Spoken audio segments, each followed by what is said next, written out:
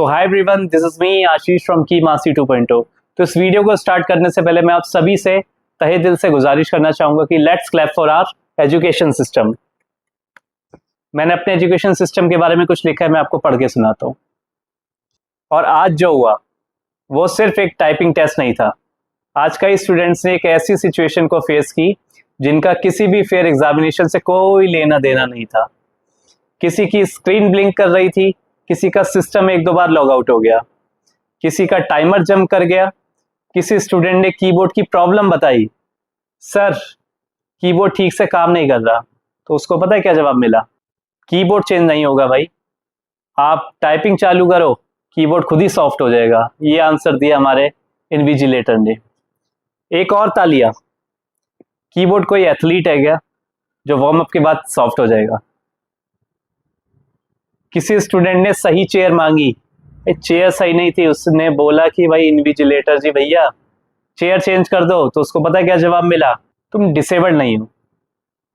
बस यही रुक कर सोचिए भाई, क्या किसी स्टूडेंट को बेसिक सुविधा पाने के लिए डिसेबल्ड होना पड़ेगा? क्या सही चेयर पर बैठना कोई स्पेशल प्रिविलेज है? क्या कंफर्टेबल पोजीशन में एग्जाम देना कोई लग्जरी है? या फिर एक कैंडिडेट को सिर्फ इसलिए डिस्कंफर्ट सहना चाहिए क्योंकि वह डिसेबल कैटेगरी में नहीं आता? और इन्विजिलेटर सपोर्ट, स्टूडेंट प्रॉब्लम लेकर आता है, सर ये टेक्निकल इशू है, लेकिन जवाब कंफ्यूजन, कॉन्ट्रडिक्शन। एक जगह कुछ कहा जा रहा है और दूसरी जगह कुछ कहा जा रहा है। स्टूडेंट एग्जाम देने आया था भाई, तकनीकी समस्याओं से लड़ने नहीं आया था। और फिर आया पैसेज, हमारा प्यारा पैसेज, बॉम्बे हाई कोर्ट का पैसेज। इतना डिफिकल्ट पैसेज कि हजारों कैंडिडेट में से जहां तक मुझे सुनने आया सिर्फ 10 लोग पास हुए, सिर्फ। मैक्सिमम बता रहा हूं मैं आपको, मतलब इतना डिफिकल्ट पैसेज को बनाया गया था, इतना डिफिकल्ट कि बच्चे पास भी नहीं कर पा रहे थे। इतने नंबर, इतने ब्रैकेट, भाई लॉजिकल पैराग्राफ तो रखो कम से कम। आखिर इतना डिफिकल्ट क्यों? डिफिकल्टी होना गलत नहीं है, कॉम्पिटिटिव एग्जाम है, डिफिकल्टी तो होनी चाहिए, चैलेंज भी होना चाहिए, लेकिन क्या डिफिकल्टी और अनफेयरनेस एक ही चीज होती है क्या? अगर एक कैंडिडेट को महीने तक एक पैटर्न की तैयारी करवाकर एग्जाम से कुछ दिन पहले दूसरा पैटर्न दे दिया जाए, अगर एग्जाम के दौरान टेक्निकल प्रॉब्लम हो, अगर सिस्टम में अलग अलग तरह की समस्याएं आए, अगर बेसिक कैंडिडेट कंसर्न को सीरियसली हैंडल ना किया जाए और फिर उसी कैंडिडेट से कहा जाए अब परफॉर्म करो, तो सवाल तो पूछा जाएगा, क्योंकि ये सिर्फ एक एग्जाम नहीं था। इन स्टूडेंट्स ने सिर्फ एक टाइपिंग टेस्ट नहीं दिया था, किसी ने महीनों मेहनत की थी, किसी ने नौकरी का सपना देखा था, किसी ने अपनी फैमिली को कहा था इस बार हो जाएगा, किसी ने अपनी स्पीड बनाने के लिए रोज कीबोर्ड पर घंटों बैठकर प्रैक्टिस की थी, किसी ने अपनी गलतियां सुधारी थी, किसी ने अपनी पूरी स्ट्रेटेजी बनाई थी, और किसी ने शायद अपनी दूसरी प्रिपरेशन तक छोड़ दी थी। उनकी मेहनत सिर्फ एक पैराग्राफ नहीं था, उनके पीछे महीनों की जिंदगी लगी हुई थी। इसलिए आज सवाल सिर्फ स्टूडेंट्स का नहीं है, सवाल है क्या हमारे एजुकेशन सिस्टम में कैंडिडेट की मेहनत की कोई वैल्यू नहीं है? अगर स्क्रीन टू स्क्रीन करना है बताइए, अगर पेपर टू स्क्रीन नहीं करना है तो भी बताइए, अगर टेक्निकल इंफ्रास्ट्रक्चर अलग होगा तो पहले बताइए, अगर एग्जाम का स्टैंडर्ड अलग होगा पहले बताइए, क्योंकि सरप्राइज देने का काम बर्थडे पार्टी में अच्छा लगता है, कॉम्पिटिटिव एग्जाम में नहीं। और बीएचसी एस्पिरेंट्स, तुम्हारा गुस्सा जायज है, तुम्हारी फ्रस्ट्रेशन जायज है, तुम्हारे सवाल जायज है, लेकिन इस गुस्से को हिंसा में नहीं आवाज से बदलो।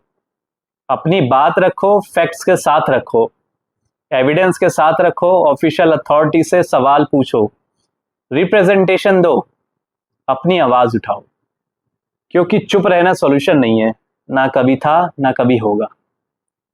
और सबसे बड़ी बात, आज अगर किसी का पैराग्राफ पूरा नहीं हुआ, अगर किसी के मार्क्स नेगेटिव में आए, अगर किसी का सिस्टम लॉग आउट हुआ, अगर किसी की स्क्रीन ब्लिंक हुई, अगर टाइमर में प्रॉब्लम हुई, अगर कीबोर्ड ने साथ नहीं दिया, तो इसका मतलब ये नहीं है कि तुम कमजोर थे।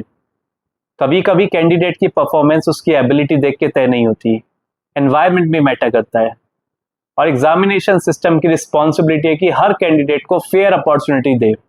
तो चलो एक बार फिर से क्लैप करो उन स्टूडेंट्स के लिए जिन्होंने महीनों मेहनत की, उन स्टूडेंट्स के लिए जिन्होंने अपनी पूरी स्ट्रेटेजी बनाई, उन स्टूडेंट्स के लिए जिन्होंने बिना बैकस्पेस की प्रैक्टिस की, उन स्टूडेंट्स के लिए जिन्होंने आज टेक्निकल प्रॉब्लम के बावजूद भी एग्ज़ाम दिया। और हाँ, अपने एजुकेशन सिस्टम के लिए भी एक आखिरी क्लैप, क्योंकि आज उसने हमें फिर से याद दिलाया है कि स्टूडेंट से एक्सपेक्टेशन बहुत बड़ी है, लेकिन सिस्टम से एक्सपेक्टेशन रखना शायद गलती है। लेकिन अब सवाल पूछना पड़ेगा, इतना अनफेयर क्यों, इतना इनजस्टिस क्यों, स्टूडेंट्स की मेहनत के साथ इतना बड़ा एक्सपेरिमेंट क्यों? और सबसे बड़ा सवाल कि अगर एक स्टूडेंट से परफेक्शन की उम्मीद की जाती है तो एजुकेशन सिस्टम से फेयरनेस की उम्मीद करना गलत क्यों है? बीएचसी एस्पिरेंट्स, गुस्सा करो, लेकिन अपने गुस्से को अपनी आवाज बनाओ, क्योंकि तुम्हारी आवाज सिर्फ तुम्हारी आवाज नहीं है, ये उन हजारों बच्चों की आवाज है, हजारों स्टूडेंट्स की आवाज है जो ये चाहते हैं कि कठिन परीक्षा हो लेकिन अनफेयर नहीं हो। डिफिकल्ट एग्जाम एक्सेप्टेबल है, अनफेयर एग्जाम नहीं। जस्टिस सिर्फ रिजल्ट में नहीं, प्रोसेस में भी दिखाई देना चाहिए। तो अगर आपको ये बातें जो मैंने बताई, अगर आप उसको रिलेट कर पा रहे हो, और ऑब्वियसली है कि वही रिलेट कर पाएगा जिन्होंने आज एग्जाम दिया या जिन्होंने एग्जाम की प्रिपरेशन कराई जैसे मैं, और जिन्होंने एग्जाम दिया जैसे कि आप सब। तो भाई इस बात को इतना फैलाओ, इतना फैलाओ कि आपको मिले इंसाफ। चुप रहने से इंसाफ नहीं मिलता, लड़ने से इंसाफ नहीं मिलता, बोलने से इंसाफ मिलता, बोलने से इंसाफ मिलता। So thank you so much.